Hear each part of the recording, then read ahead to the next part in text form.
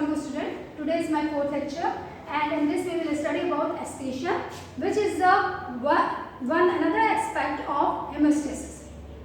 What is excretion? Excretion is removal of waste product, nitrogenous waste product from the body, which is produced in the result of metabolism of nucleic acid and protein. In the metabolism of nucleic acid and protein, various waste product produced includes creatinine, uric acid, urea and ammonia, hypoxanthine, trimethyl amine oxide. These are various substances that are toxic for the body and it is necessary to remove it from the body. For that purpose, body performs the process which is termed as excretion. In all these nitrogen waste, three are the main which are more toxic for the body are the ammonia, urea and uric acid. Ammonia. Ammonia is a small gaseous molecule which is very soluble in water, very highly soluble in water and can be diffused across the plasma membrane of body surface rapidly. So the organism that produce excrete in the form of ammonia get advantage because it diffuses out rapidly across the plasma membrane and there is no need of any energy. So without the loss of any energy, they excrete out their nitrogenous waste. As well as it requires a lot of water for the removal of ammonia. So the organisms who are associated with the excretion in the form of ammonia are those who live in the water. So all those organisms who live in the water are mostly associated with this group of waste product. In invertebrate, the entire body remove or excrete ammonia, while the bony fishes adopted their gills for the excretion of ammonia. The second excretory product is urea. Ammonia, examples of ammonia are all the aquatic animals including some most bony fishes. Second one is the urea. In urea is actually 100,000 times less toxic than ammonia. So those organisms who cannot bear to lose large amount of water, they adapted their body and switched their body to the excrete in the form of urea. In this, the animal required energy.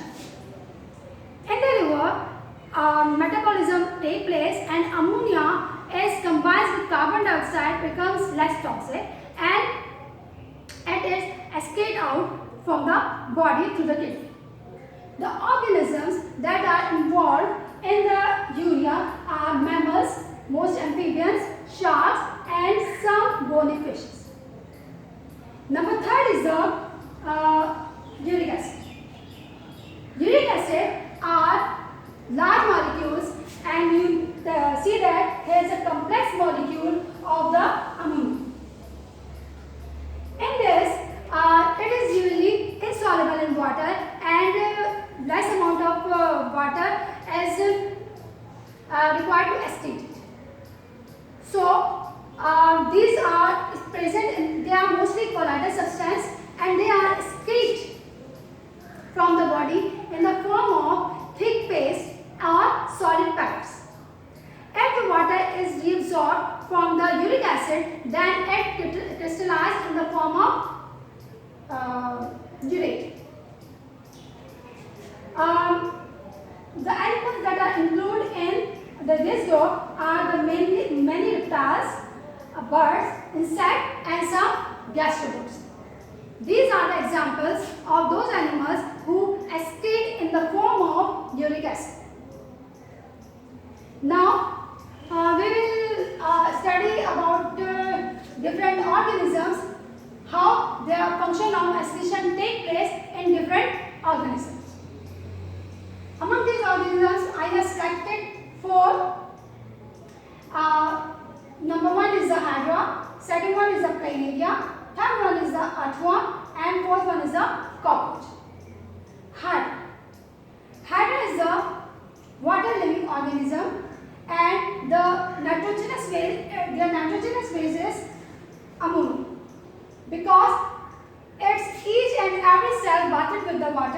So this ammonia from the cell is diffuses out into the water and then come into its gastrovascular cavity, and from the gastrovascular cavity water is diffused out from the comes out from the body. There is no any complexity in the excretion of Hydra. It's a very simple excretion take place in the Hydra, while in Planaria. Planaria has adopted its excretory organ, and its excretory organ is tubular-like, which is termed as excretory canal. This excretory canal is runs lateral side on both sides of the planaria along the entire length of the body of the animal. This excretory canal or tubule consists of two openings, or consists of one opening, that one is termed as excretory pore, that is associated with the skin. While internally its mesenchymal cells is adapted into a swollen bulb-like structure which is termed as flame cells. The flame cells is actually consists of tuft of cilia, and this cilia is be in the manner of flickering flame. That's why we termed it as a flame cells. The other name of the flame cell is protonephridia. Actually, when the animal metabolizes nucleic acid and protein, then the tissue fluid, from the tissue fluid, this waste product enters into the flame cells, and from the flame cells, it reaches into the excretory canal. When it runs into the excretory canal, it is reabsorbed by the body tissue fluid, and the only excretory product is removed out through the excretory pore into the surrounding in the form of hypertonic product. Now, apparently it seems that flame cells perform the function of osmoregulation, and the function of removal of the nitrogen waste is take place by the diffusion of nitrogen waste into the tissue fluid, and from the tissue fluid, when it comes into the gut, it comes out from the body through the body surface or through the mouth. While in those animals who live those flatworms, who lives in those animals who are parasites and live as a parasitic mode of nutrition, they live in the isotonic medium. So, for that purpose, these organisms do not need any osmoregulation. So, the flame cells perform the function of excretion. Next organism is the earthworm. Earthworm is another organism in which the excretory organism becomes more complex and consists of a thin tubular dilate tubular structure which is termed as metanephridia. Metanephridia actually dilate tubular structure which is become converted into the sac tubular like structure when it opens to the exterior. In this tubule, it is surrounded by the blood capillaries, and it is present in each and every segment of the earthworm. Internally, it consists of a funnel which is termed as nephrostome, while the exterior opening is termed as nephridiopore.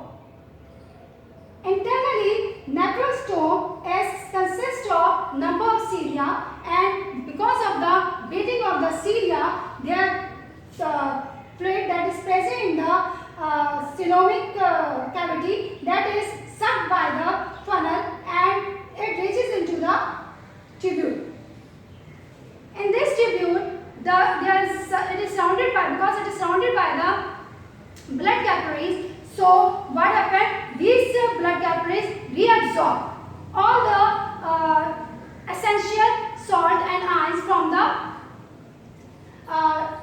tube, and only the excretory waste product remains inside the tubule when this tubule reaches to the excretory pore. Now, our fourth organism is cockroach. Here is the structure of cockroach. It is the midgut of the cockroach and it is the hindgut of the cockroach. In between of the midgut and hindgut, here is a thin tube-like structure which is termed as Malpighian tubule. Malpighian tubule actually move within the hemolymph. Hemolymph is the internal body fluid of the insects. From the hemolymph, it absorbs all the excretory waste product along with the essential substances within the Malpighian tubule. Then it enters into the hindgut where it reabsorbs all the essential iron, salts and other substances for the body, and then only excretory product remains within the hindgut that reaches into the rectum where remaining salt and water reabsorb, and then it excretes uric acid into the surrounding through its chloride. So here you get an idea about how we move from lower phylum to higher phylum and how they have adopted their excretory system. I hope you get an idea about how the excretion takes place in different type of living organism. In the next lecture, we will study about how excretion takes place in human being. Now, here is my lecture is over. Thank you.